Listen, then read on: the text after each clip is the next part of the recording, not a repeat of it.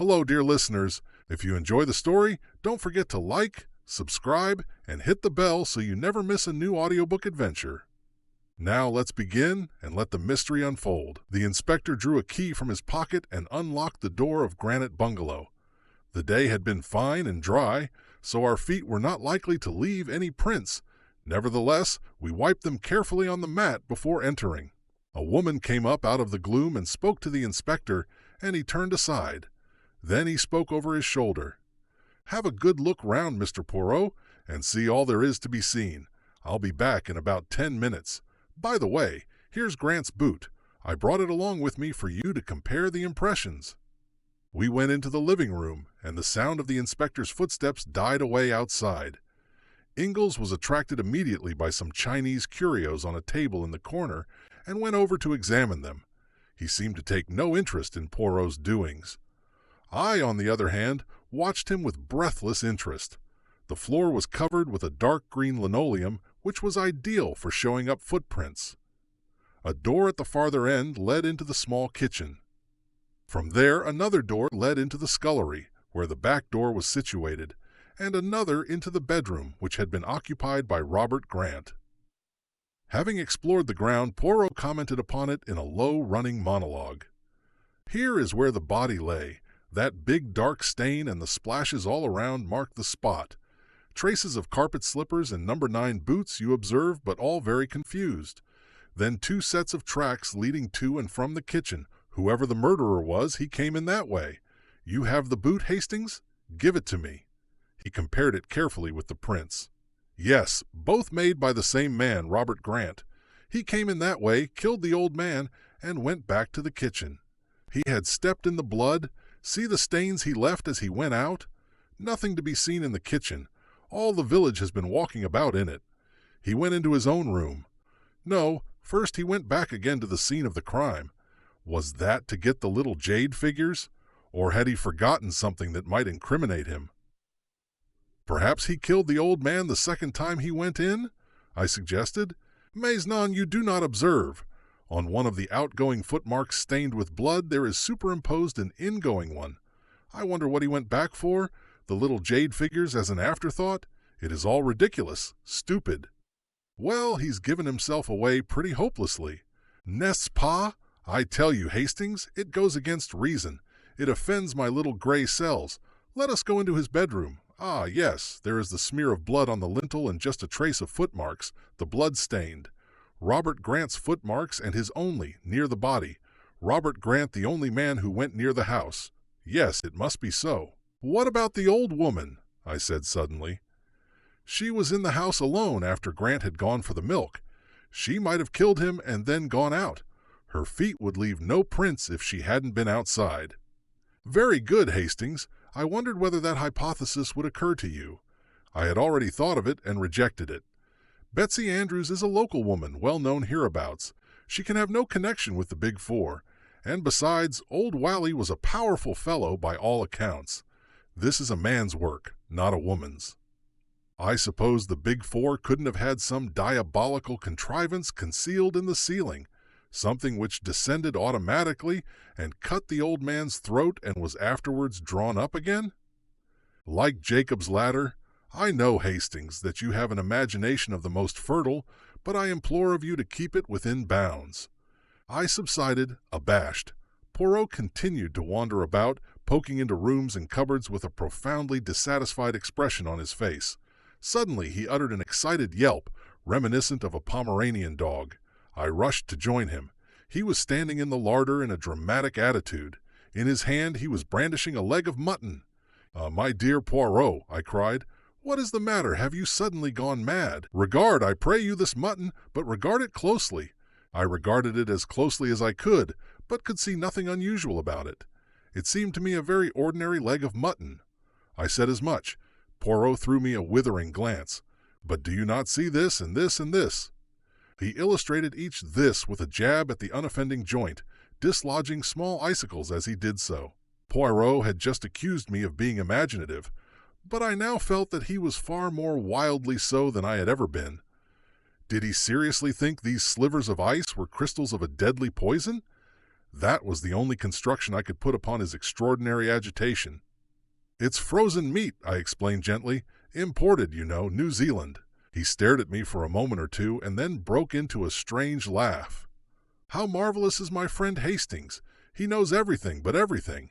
How do they say, inquire within upon everything? That is my friend Hastings." He flung down the leg of mutton onto its dish again and left the larder. Then he looked through the window. "Here comes our friend the inspector. It is well. I have seen all I want to see here." He drummed on the table absent-mindedly, as though absorbed in calculation, and then asked suddenly, "What is the day of the week, mon ami?" "Monday," I said, rather astonished. "What? Ah, Monday, is it? A bad day of the week? To commit a murder on a Monday is a mistake." Passing back to the living room, he tapped the glass on the wall and glanced at the thermometer. Set fair and 70 degrees Fahrenheit, an orthodox English summer's day. Ingalls was still examining various pieces of Chinese pottery. "You do not take much interest in this inquiry, monsieur?" said Poirot. The other gave a slow smile. It's not my job, you see. I'm a connoisseur of some things, but not of this, so I just stand back and keep out of the way. I've learnt patience in the East." The inspector came bustling in, apologizing for having been so long away. He insisted on taking us over most of the ground again, but finally we got away. "I must appreciate your 1,000 politenesses, Inspector," said Poirot as we were walking down the village street again. "There is just one more request I should like to put to you." "You want to see the body, perhaps, sir?" "Oh, dear me, no. I have not the least interest in the body. I want to see Robert Grant.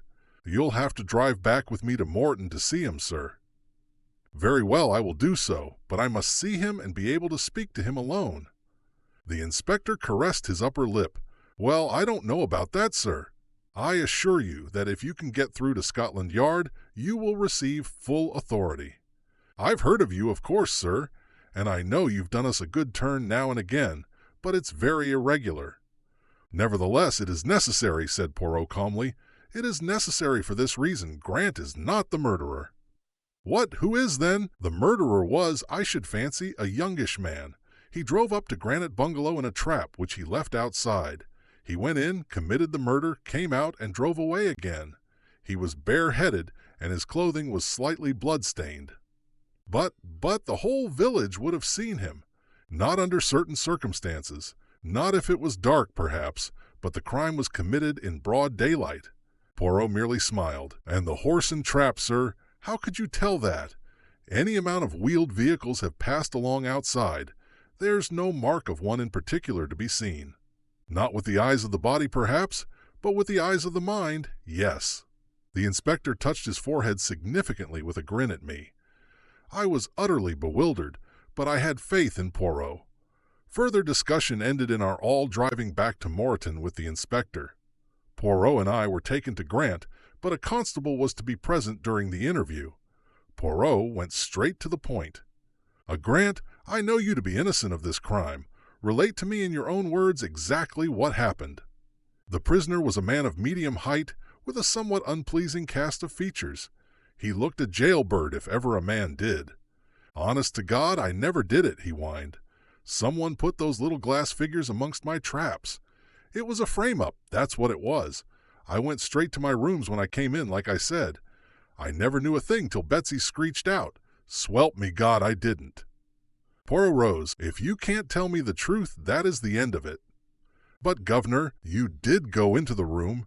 You did know your master was dead, and you were just preparing to make a bolt of it when the good Betsy made her terrible discovery." The man stared at Poirot with a dropped jaw. "Come now, is it not so? I tell you solemnly, on my word of honor, that to be frank now is your only chance." "I'll risk it," said the man suddenly. "It was just as you say. I came in and went straight to the master, and there he was, dead on the floor and blood all round. Then I got the wind up proper. They'd ferret out my record, and for a certainty they'd say it was me as had done him in. My only thought was to get away at once before he was found." "And the jade figures?" The man hesitated. "You see, you took them by a kind of reversion to instinct, as it were.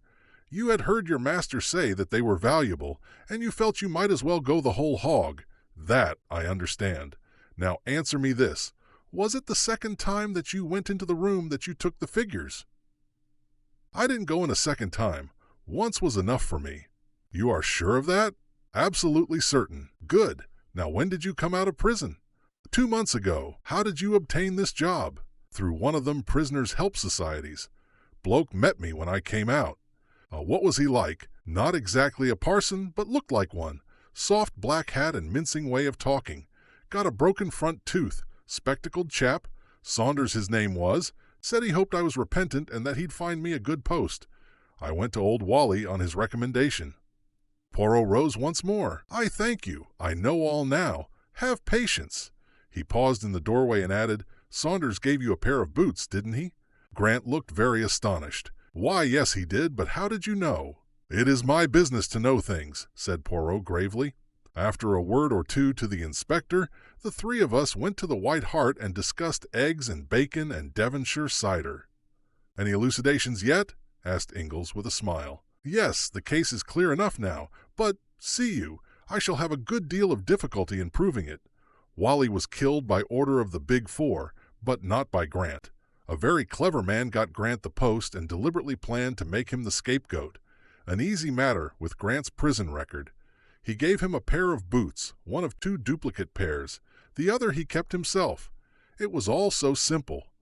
When Grant is out of the house and Betsy is chatting in the village, which she probably did every day of her life, he drives up wearing the duplicate boots, enters the kitchen, goes through into the living room, fells the old man with a blow, and then cuts his throat. Then he returns to the kitchen, removes the boots, puts on another pair, and carrying the first pair, goes out to his trap and drives off again."